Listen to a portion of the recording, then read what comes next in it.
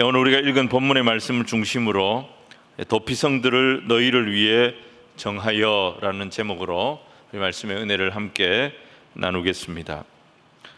이 세상을 사는 모든 사람들의 인생은 여러분 다 소중한 인생입니다. 우리는 모두의 사랑과 축복 속에 인생을 시작할 권리가 있습니다. 또 사랑하는 사람을 만나서 가정을 이루고 또 자녀를 낳고 또 가치 있는 일, 내가 하고 싶은 일을 하면서 자유롭게 살아갈 그런 권리도 우리 모두에게 있는 것입니다. 그런데 이런 모든 권리를 박탈당할 때가 있습니다. 그것은 다른 사람의 목숨을 해쳤을 때입니다. 사람들은 이 세상에서 얼마든지 자유롭게 살 수 있습니다. 하지만 어떤 경우에도 다른 사람의 목숨을 해치는 짓을 해서는 안 되는 것입니다. 하나님은 이 부분에 대해서 굉장히 엄하게 말씀하셨습니다. 창세기 9장 6절입니다. 다른 사람의 피를 흘리면 그 사람의 피도 흘릴 것이니 이는 하나님이 자기 형상대로 사람을 지으셨음이니라.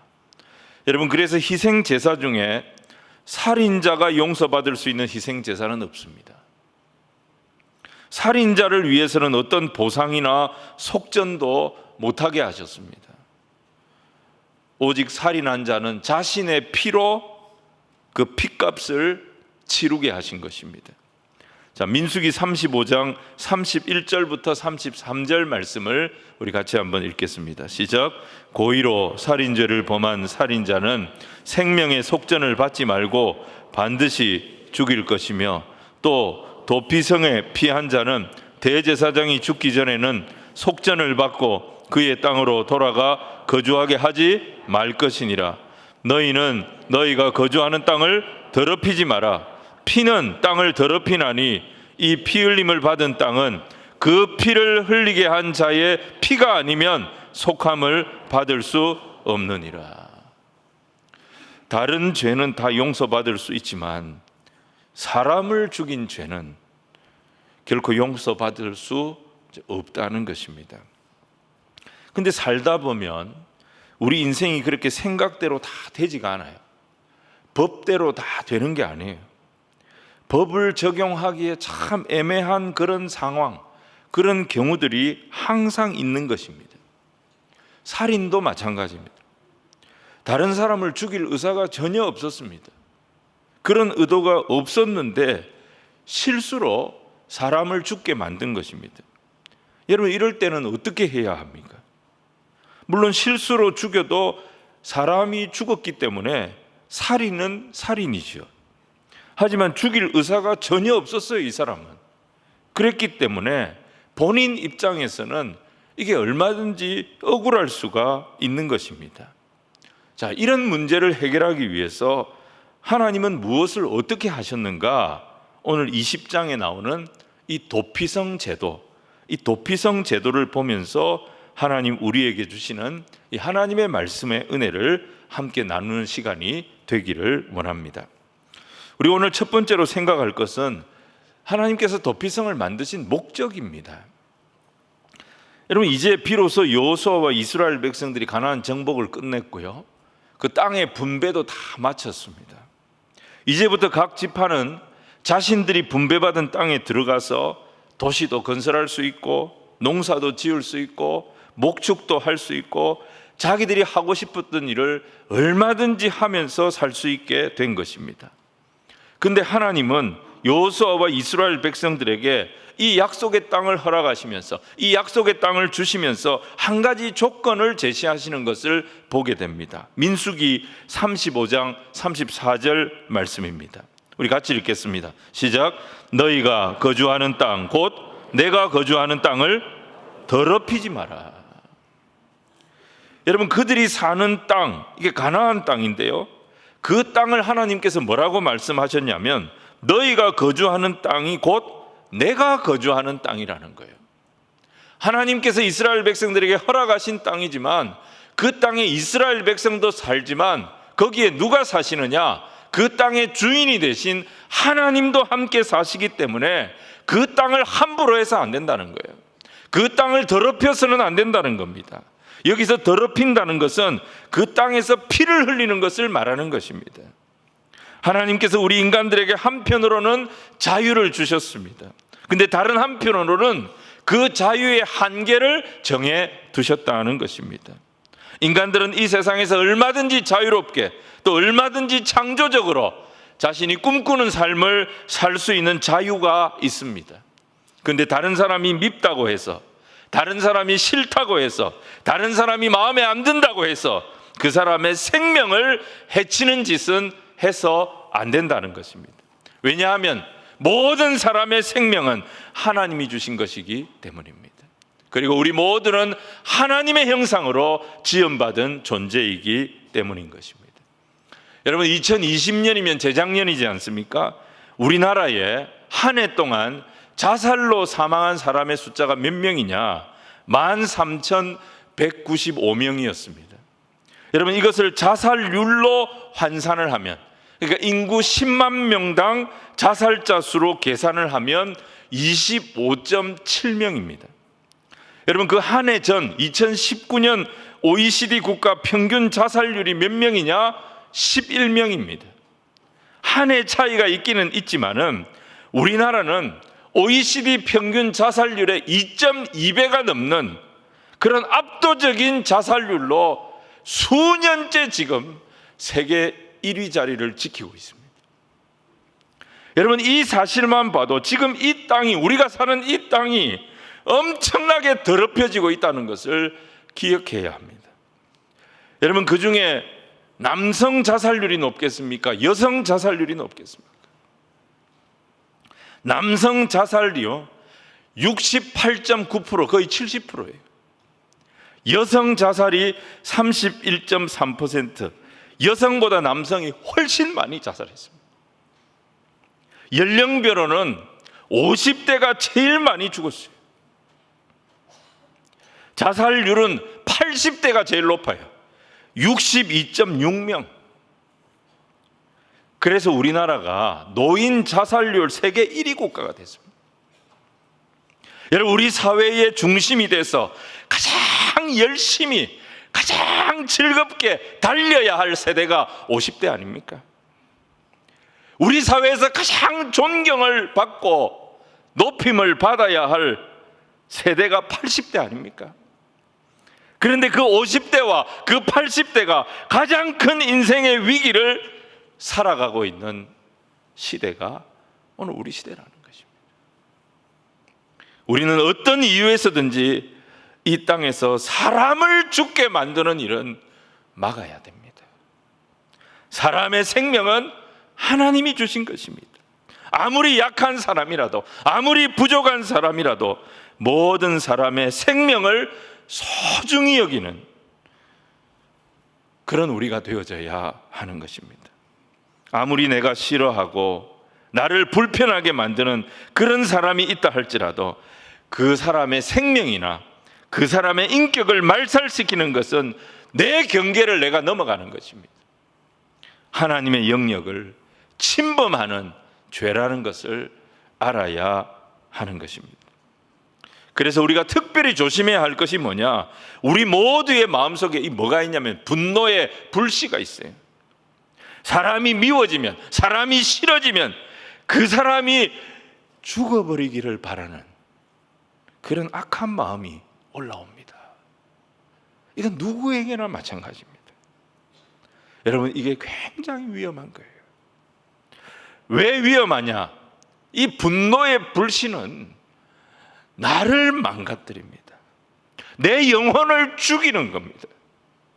그래서 우리는 기도할 때마다 하나님, 내 생각을 성령께서 다스려 주시고 내 마음을 성령께서 만져 주시옵소서. 내가 늘 하나님의 은혜로 충만하여서 분노를 이기는 은혜의 백성이 되게 하여 주옵소서. 우리 모든 성도들이 이런 은혜의 삶이 풍성하여지는 주의 백성들이 다 되시기를 주님 이름으로 축원을 드립니다. 그런데 하나님께서 전혀 의도하지 않았는데 실수로 사람을 죽게 한 이런 사람, 억울하게 살인의 누명을 쓰게 된 사람, 자기가 안 죽였어요. 근데 증인이 없어요. 그래서 모든 정황이 자기가 죄인인 거예요. 이거 너무 억울하지 않습니까? 이런 경우도 하나님은 뭐라고 보셨냐면 땅을 더럽히는 것으로 보신 거예요. 그래서 하나님께서 도피성을 두게 하신 겁니다. 실수로 사람을 죽게 한 사람은 일단 이 도피성으로 도망을 쳐야 합니다. 그러면 살 수 있습니다. 자, 3절 말씀을 우리 같이 한번 읽겠습니다. 3절 시작. 부지 중에 실수로 사람을 죽인 자를 그리로 도망하게 하라. 이는 너희를 위해 피의 보복자를 피할 것이니라. 여러분, 여기 보면 피의 보복자라는 말이 나옵니다. 여기서 이 보복자는 히브리어로 고엘입니다. 우리가 고엘 룻기에서 봤지 않습니까? 룻기에서는 이 단어가 기업 물을 자 이렇게 번역이 됐었습니다. 근데 이 피의 보복, 이 피의 보복자, 이 사람이 하는 피의 보복은 하나님께서 허락하신 게 아니에요. 하나님께서 명하신 것이 아니에요. 당시에 이 세상의 풍습이었습니다. 어떤 사람이 억울하게 죽임을 당했을 때 가장 가까운 친족이 나서는 거예요. 그래서 이 사람이 그 살인한 자를 찾아가는 거예요. 그리고 자기 친족을 대신해서 보복살인을 하는 거예요. 그래서 살인을 한 사람은 이 피의 보복자에 의해서 복수를 당하는 거예요. 죽임을 당하는 거예요. 여러분 한번 보십시오. 그러면 그렇게 보복을 당한 집안의 사람들이 가만히 있겠습니까? 그들도 또 피의 보복을 하려고 하지 않겠습니까? 지금도 경우는 좀 다르지만 이 근동 지역에는 명예살인이라 그래서 가문의 명예를 더럽혔다 그러면 친족 중에 한 사람이 이 사람을 살인하는, 그래서 일어난 살인 사건에 대해서 온 사회가 굉장히 관대하게 보는 그런 풍습이 있습니다. 복수는 여러분 반드시 또 다른 복수를 불러오게 되어져 있습니다. 예수님 말씀하신 것처럼 칼로 선 자는 결국 그 칼에 또 당하게 되어져 있는 것입니다. 여러분, 이게 세상의 원리인데요, 힘만 가지면 보복하려고 합니다. 힘만 있으면 복수하려고 합니다. 그래서 여러분, 이 보복의 고리가 끊어지지 않는 거예요, 이 세상은. 그래서 하나님은 실수로 사람을 죽게 한 경우에는, 고의가 아니에요, 실수로 사람을 죽게 한 경우에는 이 보복의 고리가 끊어져야 된다. 그래서 이 땅이 더럽혀지는 것을 막아야 한다. 그래서 하나님께서 두신 제도가 도피성 제도였던 것입니다. 사람이 의도를 가지고 타인을 살해했다, 고의로 사람을 죽였다, 이거는 분명한 죄입니다. 근데 실수로 사람을 죽게 한 그런 사람이 있다면 그 사람의 억울한 이야기를 들어주고 믿어주도록 하나님께서 길을 열어주신 것입니다. 세상 어디에도 이런 사람의 말을 믿어주거나 이런 사람의 말을 들어주는 곳은 없습니다. 모두가 그 사람을 정죄하려고 할 것입니다. 보복하려고 할 것입니다. 근데 약속의 땅에 가면 뭐가 있느냐? 이 억울한 사람들의 말을 들어주는 도피성이 있었다는 것입니다. 그 도피성에 가면 이 억울한 사람이, 이 실수한 사람이 신원함을 얻을 수가 있었던 것입니다. 용서가 복수를 이기는 은혜를 경험하는 땅, 그것이 도피성이었어요. 용서가 분노를 이기는 곳, 그것이 도피성이었어요. 용서가 보복을 중단시키는 곳, 그것이 바로 도피성이었다는 것입니다. 여러분, 이 도피성의 정신이 오늘 우리 교회의 정신이 되었으면 좋겠습니다. 교회 안에서 용서가 세상의 모든 고리들을 이겨내는 그런 은혜가 있는 공동체, 우리가 만들어 나가는 하나님 나라 공동체 되어지기를 주님 이름으로 축원을 드립니다. 오늘 두 번째는요, 도피성의 원리예요. 하나님께서 명하신 도피성 제도는 이렇습니다. 살인을 저지른 자는 가만히 있으면 안 돼요. 가나안 땅에 총 6개의 도피성이 있었는데 가까운 도피성으로 무조건 와야 됩니다. 그리고 그 성문에는 장로들이 있었는데 그 장로들에게 자기가 저지른 사고에 대해서 진실하게 다 고해야 했습니다. 그러니까 이 사람은 두 가지를 해야 됩니다. 첫 번째는 뭐냐? 안전한 곳으로 도망쳐야 됩니다. 산속으로 가면 안 됩니다. 친구 집으로 가서 안 됩니다. 아무도 모르겠지, 내가 가만히 있으면 아무도 모르겠지 하고 시침이 떼고 가만히 있으면 누가 옵니까? 피해 보복자가 오는 거예요. 그럼 죽는 거예요. 그래서 가장 안전한 곳, 하나님이 허락하신 가장 가까운 도피성으로 달려가야 하는 것입니다. 또 하나는 뭐냐? 성문에서 장로들을 만나서 자기가 왜 살인을 하게 됐는지, 이것이 실수였다는 것을, 그 경위를 다 사실대로 고해야 했습니다. 이분들은 경험이 많은 장로들이었어요. 인생 경험이 많은 장로들이었어요. 이 원로들이 다 듣고 그게 인정이 되면 성문을 열어줬던 것입니다. 그리고 성 안에 들어가서 안전하게 살 수 있게 해줬던 것이죠. 여러분, 우리가 이 세상을 살면서 살인은 아니더라도 우리도 얼마든지 실수할 수 있고 억울한 일을 당할 수 있고 또 잘못해서 죄를 짓기도 합니다. 그때 그거 혼자 안고 끙끙거리고 고민할 것이 아니라 하나님 앞에 나와서 나의 약함, 나의 부끄러운 모든 것을 진실하게 하나님 앞에 다 고할 수 있는 저와 여러분이 되어야 될 것입니다. 그러면 하나님께서 우리의 문제가 더 큰 문제가 일어나지 않도록, 우리에게 없는 하나님의 지혜가 부어지도록 인도하여 주실 줄로 믿습니다. 일단 정상적인 절차를 밟아가지고 이제 이 도피성 안으로 죄인이 들어왔어요. 그러면 이 사람은 생명을 보장받습니다. 아무리 피해 보복자가 찾아와서 이 사람을 내놓으라고 소리를 쳐도 결코 내어주지 않습니다. 도피성 안에 있는 한 이 사람은 안전한 것입니다. 여기에도 두 가지 교훈이 있습니다. 하나는 뭐냐? 아무리 실수라고 해도 그 사람이 사람을 죽인 것은 사실입니다. 그 사람 때문에 사람이 죽은 것은 사실입니다. 그래서 엄격하게 법을 적용하면 이 사람은 죽어야 할 죄인이 되는 것입니다. 그런데 하나님은 그런 죄인이 도피성으로 찾아왔어요. 자기의 억울함을, 자기가 고의가 아니라는 것을 장로들에게 다 고했어요. 그때 하나님은 어떻게 이 사람에게 새 사람이 될 수 있는 기회를 얻도록 해주셨던 것입니다. 여러분, 이 사람이 도피성으로 피한 것 자체가 한 번 죽은 것입니다. 도피성 밖에서 자기 마음대로 살던 그의 옛사람은 도피성에 들어오는 순간 죽은 것입니다. 그리고 도피성 안에서 이 사람이 얻게 된 새 생명은 이전의 세상에서 누리던 그런 생명이 아니라 하나님이 그에게 주신 새로운 기회, 새로운 생명이 되었던 것입니다.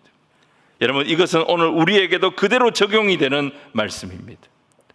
우리는 지금 이 도피성의 원리로 이 세상을 살아가는 존재임을 알아야 합니다. 우리는 직접 살인을 한 적은 없습니다.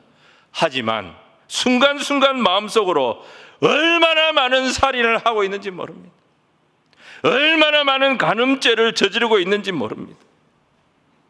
겉으로 보기에 우리는 아무 죄가 없는 거룩한 사람처럼 보입니다. 점잖은 사람처럼 보입니다. 하지만 행동으로 옮기지 않았을 뿐이지 우리의 생각 속에, 우리의 마음 속에 더러운 시궁창과 같은 죄악들이 있는 것입니다. 여러분, 그런 우리를 위해서 하나님의 아들이 십자가에서 죽임 당하셨습니다. 우리가 예수님을 직접 죽인 적이 없다고 말할지 모르지만 그분은 우리의 죄 때문에 십자가에서 죽임을 당하신 것입니다. 예수님을 십자가에 죽게 만든 죄인이 바로 우리인 것입니다. 그런 우리가 하나님의 진노의 심판을 받지 않고 살 수 있는 유일한 길이 무엇이냐? 나를 죽기까지 사랑하셔서 그 십자가에서 내 죄를 대신 다 담당하여 주신 그 예수 십자가 앞으로 피하는 것입니다. 그래서 구약의 도피성은 예수 그리스도의 십자가를 보여주는 상징이었던 것입니다. 사랑하는 여러분, 내 죄가 하나님의 아들을 십자가에서 죽게 만들었어요. 내가 의도했던 의도하지 않았던 내 죄 때문에 죄 없으신 예수님이 십자가에서 죽임 당하셨습니다.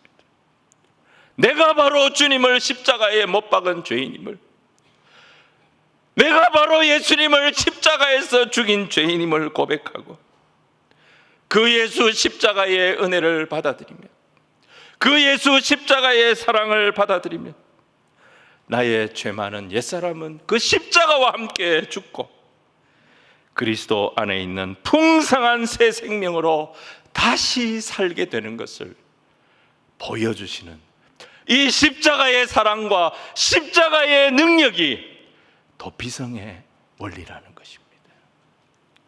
사랑하는 여러분, 근데 도피성으로 피한 사람은요, 도피성에서 나갈 수가 없어요. 도피성이라고 하는 이 제한된 범위 안에 거해야 했습니다. 그래야 안전을 보장받았던 것입니다. 우리도 마찬가지입니다. 우리는 과거에 자기 정욕대로 살다가 정죄를 당했던 사람들입니다. 이제 다시는 죄에 빠지지 않으려면 나의 행동에 분명한 한계선을 그어야 하는 것입니다. 우리의 삶은 우리의 것이 아닌 것입니다. 내 마음대로 할 수 있다고 모든 것을 다 할 수 있는 존재가 우리가 아닌 것입니다. 내 마음대로 모든 것을 다 할 수 있는 그런 존재가 있다면 영웅입니다. 그런 존재가 있다면 슈퍼스타입니다. 여러분, 베토벤은 자기가 작곡한 세 번째 교향곡 에로이카, 이 에로이카의 이름이 영웅 교향곡입니다. 원래 그는 나폴레옹을 굉장히 흠모했습니다. 나폴레옹을 그 시대의 영웅으로 보았습니다. 그래서 그 영웅인 나폴레옹에 대한 존경심으로 그의 이 세 번째 교향곡을 작곡했습니다. 그는 이 곡을 실제로 나폴레옹에게 헌정하려고 했었습니다. 그래서 그는 심포니의 악보 표지에다가 보나파르트를 위하여 이렇게 기록을 했었습니다. 그런데 이 나폴레옹이 황제가 되었다는 소식을 듣고 베토벤은 그 표지 겉지를 찢어버렸습니다. 나폴레옹도 역시 자신의 야망을 위하여 수많은 프랑스의 젊은이들을 전쟁터로 내몰아서 죽게 만든 자신의 야망의 노예에 불과하다는 사실을 보게 되었던 것입니다. 보나파르트는 영웅이 아니었어요. 나폴레옹은 영웅이 아니었어요. 사람들은 영웅을 기대합니다. 이 시대를 뒤집어 놓고 이 시대를 바꿔놓을 영웅을 기대하지만 여러분, 그런 영웅은 이 세상에 없는 것입니다. 왜 사도 바울이 빌립보 4장 13절에서 내게 능력 주시는 자 안에서 내가 모든 것을 할 수 있느니라, 자신을 왜 예수 그리스도 안에 계속 자신을 왜 이렇게 제한시키고 있는 것입니까? 이 범위를 벗어나면 우리는 다시 죄 속으로 들어가는, 죄의 유혹을 이기지 못하고 죄의 욕망을 이기지 못하는 그런 죄인의 삶을 살게 되기 때문인 것입니다. 우리는 흔히 다른 사람과 나를 자꾸 비교하면서 세상 사람들이 누리는 복을 나도 다 누려야 이 세상이 공평해진다라고 착각합니다. 여러분, 그 생각이 위험한 생각입니다. 우리 모두는 심판을 피할 수 없는 죄인들이었습니다. 그랬던 우리가 예수 십자가의 은혜로 죄사함을 받고 하나님의 자녀가 되고 영생을 얻는 복을 누리게 되어졌습니다. 오늘 우리가 그 은혜 때문에 이 자리에 와서 지존자이신 하나님을 예배하는 예배자로 서게 되어진 것입니다. 여러분, 성소와 지성소는 누구도 못 들어가는 곳입니다. 그런데 성소와 지성소를 가르는 휘장을 예수께서 십자가에서 찢으셨습니다. 그래서 우리 같은 죄인이 그 십자가 보혈의 공로로 하나님 앞에 당당히 나가서 기도하고 예배할 수 있는 특권을 얻게 된 것입니다. 예배할 때마다 이 은혜에 감사하여 이 은혜의 주님을 찬송하고 기뻐하는 저와 여러분이 되어져야 될 줄로 믿습니다. 그리고 이 주님이 내게 맡겨주신 것, 그것이 볼품없고 보잘것없고 빈야가다 할지라도 내게 허락되어진 것에 지족하며 만족하며 살아가는 우리가 되어져야 됩니다. 그리고 죄 짓는 것을 두려워해야 됩니다. 사람의 눈만 피하면 되는 게 아니에요. 안 들키면 되는 게 아니에요. 진짜 두려운 게 뭐예요? 사람의 눈이 아니라 살아계신 하나님의 눈입니다. 세상에서 좀 손해를 보는 것처럼 보여도, 세상에서 어리석은 사람 취급을 받아도 살아계신 하나님의 눈을 두려워하면서 주님이 주신 분복대로 사는 그 사람이 복 있는 사람인 것입니다. 사랑하는 성도 여러분, 그 복 있는 사람의 자리가 가장 안전한 자리가 되는 것입니다. 오늘 저와 여러분이 이 은혜의 자리를 감당해내고 이 은혜의 자리의 비밀과 영광을 아는 축복의 백성으로 온전히 세워지기를 주님 이름으로 축원을 드립니다. 오늘 마지막 세 번째는 도피성에 나타난 하나님의 열심입니다. 7절 8절 보시면 하나님 이런 도피성을 말이죠, 대단히 합리적으로 세우셨어요. 요단강 서편에 유다 지파의 헤브론, 에브라임 지파의 세겜, 납달리 지파의 게데스, 남쪽, 중간 지역, 북쪽 이렇게 두셨어요. 요단 동편에는 세 지파잖아요. 루벤 지파, 갓 지파, 므낫세 지파. 루벤 지파의 베셀, 갓 지파의 길르앗 라못, 므낫세 지파의 바산 골란, 여기에 도피성을 세우셨어요. 이 도피성은 대부분 다 높은 산지 성읍에 있었습니다. 그래서 어디서든지 바라볼 수 있도록 해주셨어요. 그리고 지도를 참고해서 보시면 각 도피성의 간격이 거의 일정합니다. 한 50km 정도 일정한 거리를 두고 특정 지역의 도피성이 치우치지 않도록, 집중되지 않도록 가나안 전역에 흩어놓으셨어요. 그래서 이스라엘 백성들이 어디에 있든지 우리는 도피성이 멀어서 못 갔습니다, 이런 변명을 못하게 하셨습니다. 그리고 신명기 19장 2절 3절 말씀 우리 같이 한번 읽겠습니다. 시작. 내 하나님 여호와께서 내게 기업으로 주신 땅 가운데에서 새 성읍을 너를 위하여 구별하고 내 하나님 여호와께서 내게 기업으로 주시는 땅 전체를 세 구역으로 나누어 길을 닫고 모든 살인자를 그 성읍으로 도피하게 하라, 이렇게 말씀하셨어요. 여러분, 도피성으로 가는 길이 잘 닦여진 길이었다는 거예요. 이 길을 계속 정비하게 하셨어요. 도피성으로 가는 길은 너무너무 정비가 잘 되어져 있었기 때문에, 그리고 전승에 의하면 이 길에는 안내 팻말이 다 세워지도록 하셨어요. 그래서 처음 가는 사람도, 한 번도 가본 적이 없는 사람도 이 길이 너무너무 정비가 잘 돼 있고 이 길이 너무너무 안내가 잘 돼 있기 때문에 누구든지 도피성까지 쉽게 찾아갈 수 있도록 만들어 두신 거예요. 아니, 자이든 타이든 살인한 사람을 위해서, 그런 죄인을 위해서 하나님 뭐 이렇게까지 신경을 쓰시나, 우리가 그렇게 말할 수도 있습니다. 근데 누가복음 15장에 99마리의 양을 들에다 남겨두고 한 마리 잃어버린 양을 찾아 나서는 그 목자의 마음을 우리가 보았습니다. 하나님에게는 물론 의도를 가지고, 아주 고의성을 가지고 사람을 죽인 99명의 살인자를 찾아내서 처벌하는 그것도 굉장히 중요한 일이지요. 근데 그 가운데 말입니다. 그야말로 실수로 사람을 죽인 거예요. 전혀 의도치 않았는데 결과적으로 사람이 죽어버린 거예요. 억울하게 살인자가 되어진 그런 사람이 단 한 사람이라도 있다면 이 억울한 사람 한 사람을 살려내려고 하나님은 곳곳에 도피성을 세우시고 길을 닦게 하시고 팻말을 붙이셔서 한 명이라도 살려야 된다, 한 명이라도 구해야 된다. 여러분, 이 하나님의 불타는 열심을 우리는 도피성에서 볼 수 있어야 하는 것입니다. 그 열심 때문에 여러분 우리가 십자가의 은혜로 구원 얻는 백성이 되어졌음을 기억하시기를 바랍니다.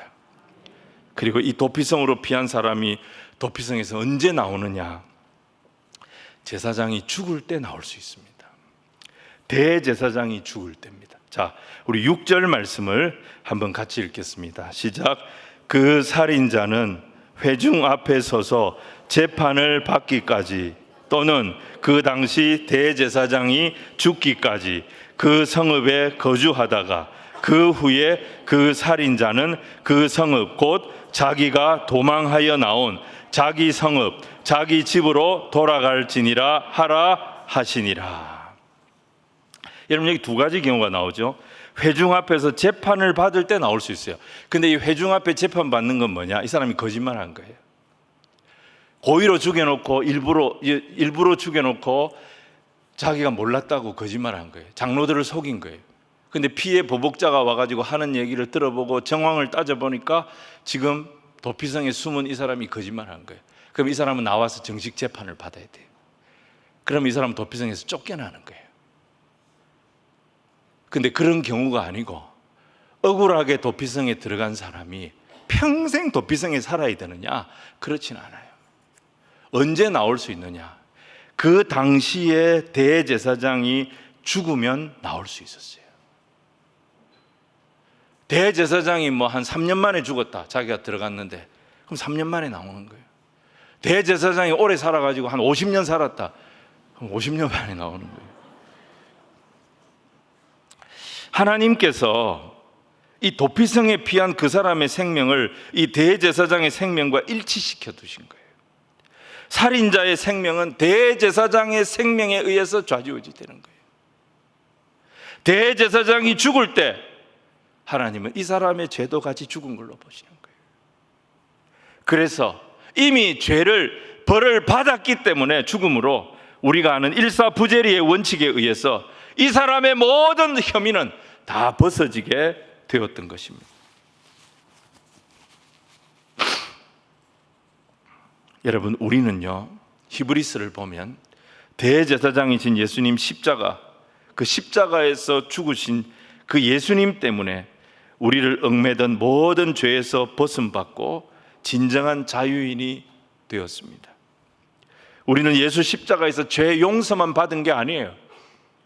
이 세상을 하나님의 자라갈 수 있는, 하나님의 자녀로 살아갈 수 있는 권세, 하나님의 자녀로 살아갈 수 있는 자유, 십자가에서 우리가 다 얻었다는 것입니다. 대제사장 되신 예수님이 자기 피로 영단분의 제물이 되시고 친히 대제사장이 되셔서 하나님 보좌 앞에서 우리의 죄 문제를 해결하셨기 때문에 우리는 이 세상을 얼마든지 자유롭게 살 수 있는 자녀의 권세를 얻게 된 것입니다. 그런데 여러분 우리가 이 자유를 예수 생명과 바꾼 자유라는 것을 잊어서는 안 됩니다. 그래서 우리는 이 자유를 아무데나 함부로 쓰면 안 됩니다. 나의 정욕과 나의 욕심을 위해 써서는 안 됩니다. 이 자유를 하나님이 기뻐하시는 가장 아름다운 일에 헌신하는 데 사용해야 하는 것입니다. 여러분 도피성을 나온 이 사람이 고향으로 돌아와서 뭐 하면서 살았겠습니까? 그는 도피성에서 다시 기회를 얻었습니다. 그는 도피성에서 하나님의 은혜를 알게 됐습니다. 그는 도피성에서 억울한 자기의 말을 들어주고 억울한 자기를 믿어주는 하나님의 긍휼을 경험했습니다. 그가 이 도피성에서 나와서 할 수 있는 일이 뭐가 있겠습니까? 내가 할 수 있는 가장 아름다운 일, 내가 할 수 있는 일 중에 하나님이 가장 기뻐하시는 일을 하면서 살았을 것입니다. 여러분 우리가 할 수 있는 일 중에 가장 아름다운 일, 가장 하나님이 기뻐하시는 일이 하나님을 예배하는 일입니다. 시편 84편에서 다윗은 주의 궁정에서의 한 날이 다른 곳에서의 첫날보다 낫고 악인의 장막에서 사는 것보다 내 하나님의 성전 문지기로 있는 것이 좋다고 고백했습니다. 주의 전에서 하나님을 예배하는 이 자유와 기쁨을 예배 시간마다 누리는 우리 모두가 되기를 주님 이름으로 축원을 드립니다. 그리고 이 축복을 가지고 이 권세를 가지고 내 모든 삶의 자리에서 하나님을 자랑하는 예배자의 삶, 모이는 예배와 흩어져서 삶으로 살아내는 그 모든 예배에 승리하는 우리 성도들이 다 되시기를 주님 이름으로 축원을 드립니다.